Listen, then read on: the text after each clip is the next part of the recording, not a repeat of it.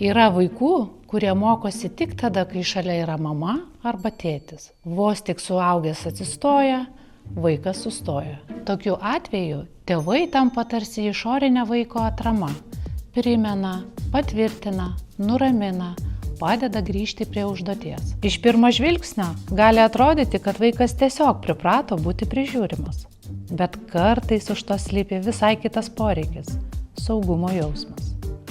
Vaikui gali būti sunku pačiam suprasti instrukciją. Gali būti neaišku, nuo ko pradėti. Jis gali abejoti kiekvienu atsakymu arba bijoti suklysti. Tikslas nėra tą atramą staiga atimti, o po truputį stiprinti pasitikėjimą pačiu savimi.